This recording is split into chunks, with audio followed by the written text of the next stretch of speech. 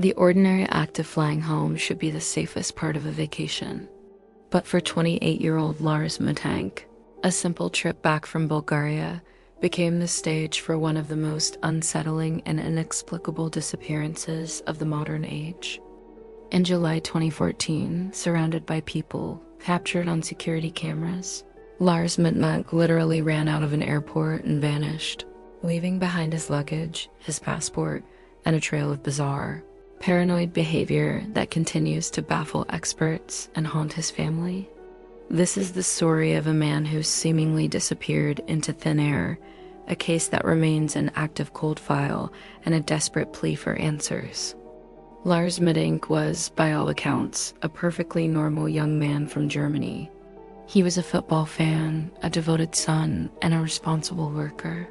He decided to take a spontaneous summer trip to Golden Sands, a popular resort on Bulgaria's Black Sea coast, with a group of friends. They spent their week enjoying the sun, the beach, and the nightlife like countless other tourists.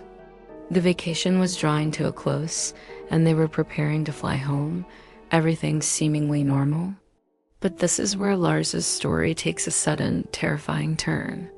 Just days before their scheduled flight home, Lars sustained an injury. During an altercation at a burger stand, a fight broke out and Lars was hit. He ruptured his eardrum, a painful but not life-threatening injury.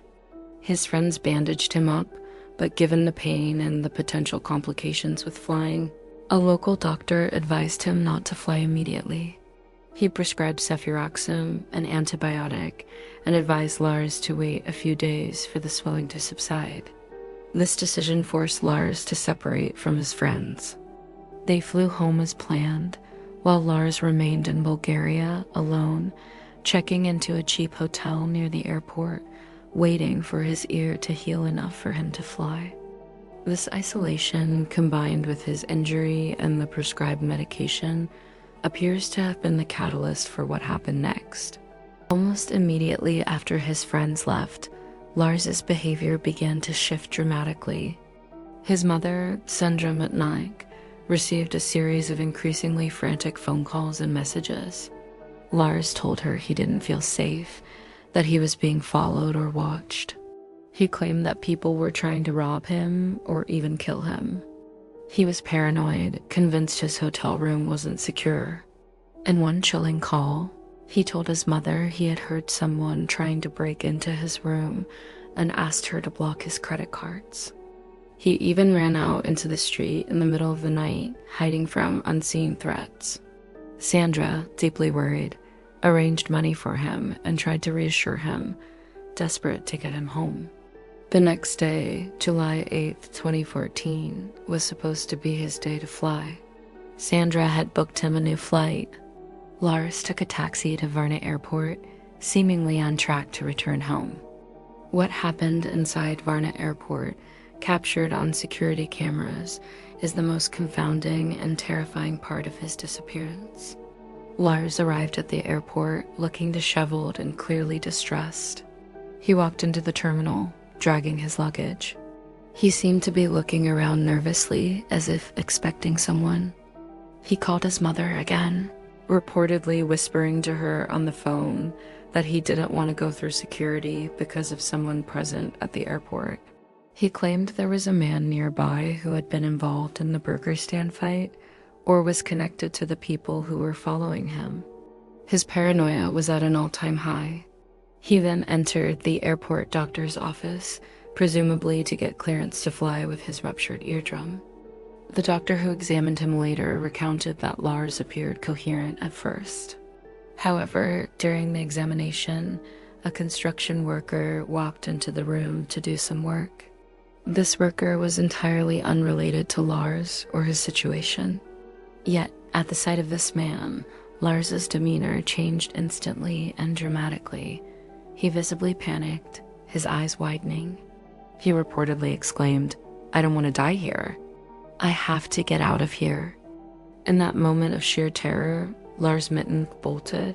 He stood up, leaving behind his passport, his wallet, his phone, and all of his luggage.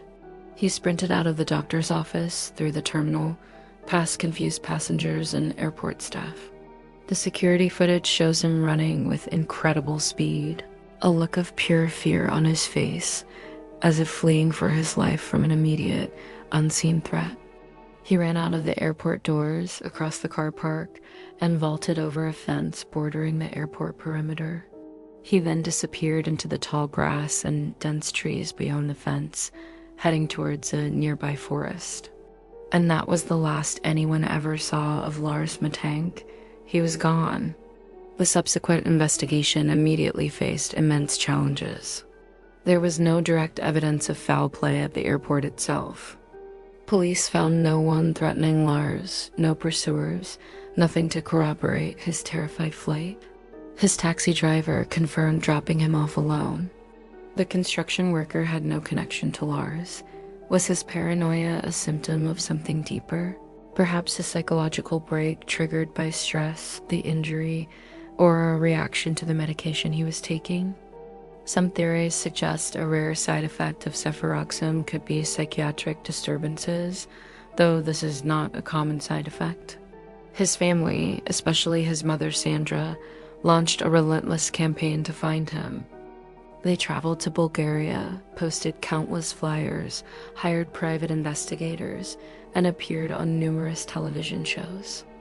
Sandra believes Lars was genuinely terrified and that someone was after him, or that he was abducted after fleeing the airport. Others believe it was a complete psychological break, leading him to wander off into the vast, unforgiving landscape. Searches of the surrounding forest and areas beyond the airport fence yielded no clues. Tracking dogs lost his scent. The rugged terrain and the passage of time made finding any trace of him increasingly difficult. Without a body, without a clear motive for foul play, and without any further sightings, the case remained utterly baffling. Why would a man flee everything he had, everything that identified him, if not for an extreme, immediate threat? The case of Lars Mittank continues to captivate and haunt. His inexplicable behavior at the airport, captured on camera for the world to see, defies easy explanation. He wasn't just missing. He made a conscious, terrified decision to run into the unknown. Was it a drug deal gone wrong? A hidden personal crisis? A rare medical reaction? Or was there truly an unseen threat that day in Varna, forcing Lars Mittank to vanish into the shadows? Leaving behind a family desperate for answers and a mystery that echoes with his final, desperate cry, "I don't want to die here."